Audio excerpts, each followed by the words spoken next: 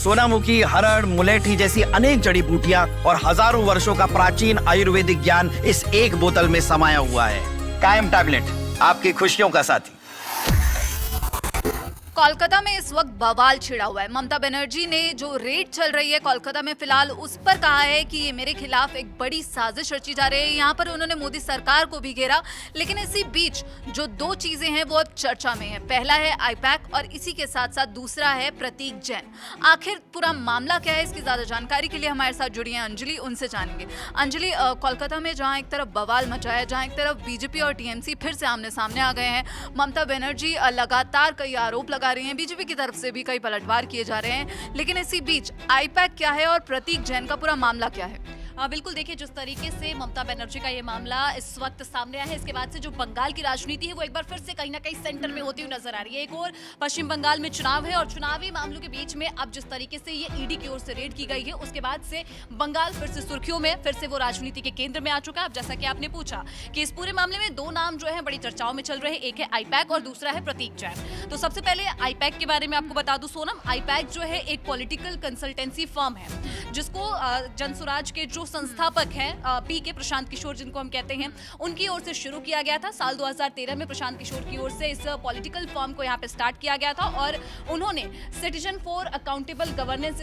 इस कंपनी का नाम जो था, यानी कि पहले इसका नाम था सिटीजन फॉर अकाउंटेबल गवर्नेंस नाम से, लेकिन बाद में जो है इसको फिर बदल दिया जाता है और आईपैक के नाम से ये कंपनी जानी जाने लगती है।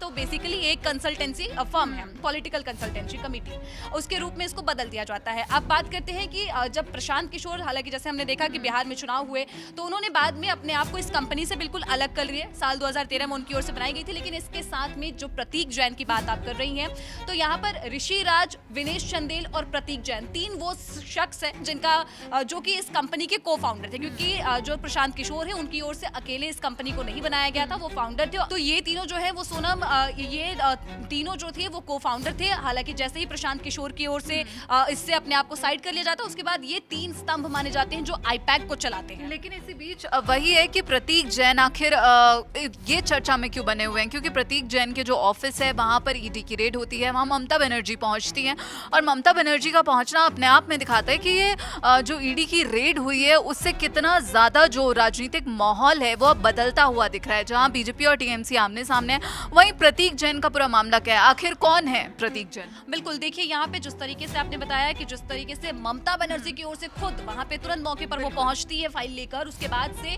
ये जो मामला है कहीं ना कहीं राजनीति से बढ़ के भी जाते हुए यहाँ पे नजर आ रहा है। प्रतीक जैन के बारे में अगर मैं बात करूं तो प्रतीक जैन बिहार के पटना के रहने वाले हैं, आईआईटी बॉम्बे के वो स्कॉलर हैं और आईपैक से जुड़ने से पहले अगर हम बात करते हैं, जैसे ये को फाउंडर थी, लेकिन इससे पहले वो डेलॉयट इंडिया कंपनी में जो है एक एनालिसिस्ट के रूप में काम भी कर चुके हैं और चुनावी रणनीति में काफी ज्यादा दिग्गज इनको माना जाता है। और इससे भी खास बात कि कई बार वो राज्य सचिवालय जा चुके हैं और इस दौरान मुख्यमंत्री ममता बनर्जी से वो मुलाकात भी कर चुके हैं। यही कारण है कि यहाँ पर टीएमसी और प्रतीक जैन का जो जुड़ाव है देखने को मिल रहा है और यही कारण है कि प्रतीक जैन जो है वो चर्चा में लगातार बने हुए हैं। वही बात करें चुनावों की तो साल 2019 के जो लोकसभा चुनाव हुए थे सोनम, उसमें उसके बाद से आईपैक जो है वो टीएमसी के साथ काम कर रही थी। यही कारण है कि यहाँ ममता बनर्जी को बीच में यहाँ पर इन्वॉल्व होना पड़ता है। ममता बनर्जी जैसे ही जाते हैं तो यहाँ पे अब सवाल उठ रहे हैं कि आखिर आईपैक और टीएमसी का क्या जुड़ाव है, क्योंकि 2019 के लोकसभा चुनाव के बाद से आईपैक के और टीएमसी जो यहाँ साथ में काम करती है और 2021 के चुनावों की बात करते हैं, विधानसभा चुनावों की, तो टीएमसी को एक जो बड़ी जीत मिली थी यहाँ पर पश्चिम बंगाल में, वो आईपैक को बहुत बड़ा श्रेय दिया जाता है कि आईपैक ही वो माध्यम है जिसकी वजह से टीएमसी को यहाँ विधानसभा चुनाव में एक बड़ी जीत मिलती है। तो यही कारण है कि कहा जाता है कि मुख्यमंत्री ममता बनर्जी जैसे ईडी की ओर से ये छापामारी पड़ती है, उसके बाद से खुद पहुंच जाती है और ईडी की इसी बीच ममता बनर्जी पहुंचती है मौके पर, उसके क्या मायने निकाले जा रहे हैं और साथ ही जो ममता बनर्जी ने राजनीतिक उत्पीड़न का आरोप लगाया, उसी के साथ यहाँ पर ममता बनर्जी की तरफ से क्या कुछ बयान दिया गया है? देखिए यहाँ पर इसलिए सवाल ये अहम हो जाता है क्योंकि ममता बनर्जी की अगर हम बात करते हैं तो किसी भी तरीके की जो जांच एजेंसियां हैं वो जब भी कोई कार्रवाई करती है सोनम, तो अक्सर ऐसा देखा नहीं जाता कि ममता बनर्जी जो है दखल अंदाजी करती हुई नजर आ रही है।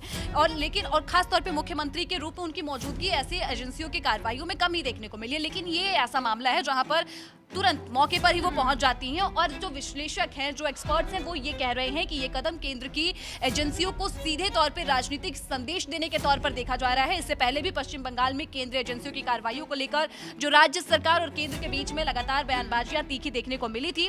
और ईडी की रेड पर जब मुख्यमंत्री ममता बनर्जी की ओर से जो बयान सामने, उन्होंने कड़े शब्दों का इस्तेमाल किया और उन्होंने कह दिया कि दुर्भाग्यपूर्ण है ये जो कार्रवाई है, ये जो जांच है वो पूरी तरीके से दुर्भाग्यपूर्ण है। और पार्टी के आईटी और जो है, उन्होंने कहा कि जांच के नाम पर यहाँ पर पार्टी के जो आईटी और रणनीतिक कार्यालय है वो दस्तावेज उनको उठा लिए जा रहे हैं। यानी कि उन्होंने कहा कि जो डॉक्यूमेंट्स उठाए जा रहे हैं वो पूरी तरीके से, जो उन्होंने साफ तौर पे आरोप लगा दिया है कि ये दुर्भाग्यपूर्ण है और ये सही नहीं है, इसको गलत करार दिया है। लेकिन यहाँ पर जो ईडी की तरफ से कार्रवाई की जा रही है, जो रेड की जा रही है, वो आखिर क्यों की जा रही है? इसके पीछे क्या कुछ कारण सामने आ रहे हैं? देखिए, जो शुरुआती अभी तक जानकारी सामने आई है, सोनम, उसमें कोयला घोटाले का मामला यहाँ पे सामने आ रहा है कि कोयला चोरी घोटाले से मनी लॉन्ड्रिंग के मामले में पड़ताल हो रही है। यानी कि मामला कोयला घोटाले से, लेकिन अब मनी लॉन्ड्रिंग का भी इसमें एंगल निकाला जा रहा है और पड़ताल की जा रही है। आरोप ये लगाया गया है कि घोटाले का जो धन है, यानी वो आईपैक तक पहुंचाया गया है। यानी कि आईपैक को जो धन मिले हैं उसमें घोटाले के धन प्राप्त हुए हैं, ऐसा आरोप लगाया गया है। यानी कि कोयला चोरी घोटाले से ये जुड़ा मामला सामने आ रहा है। और इसी में जो है, हम बात करें तो प्रतीक जैन पर जो यहाँ पर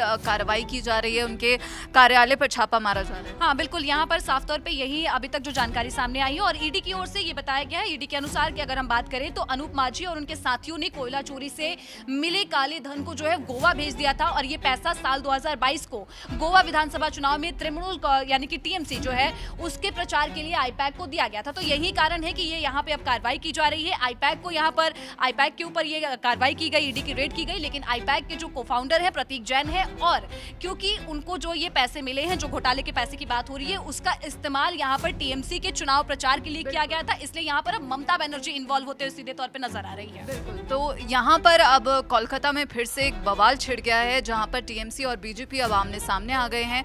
दोनों तरफ से कई बयानबाजियां हो रही हैं, लेकिन इसी बीच ईडी की रेड पर जो पल पल के अपडेट सामने आ रहे हैं, हम आप तक पहुंचाते रहेंगे। लेकिन ममता बनर्जी जो ये कह रही हैं कि ये मेरे खिलाफ एक बड़ी साजिश की जा रही है, उस पर आप क्या कुछ सोचते हैं, हमें कमेंट बॉक्स में जरूर बताइएगा। बाकी देश और विदेश की खबरों के लिए आप जुड़े रहिए दैनिक जागरण के साथ। नमस्कार।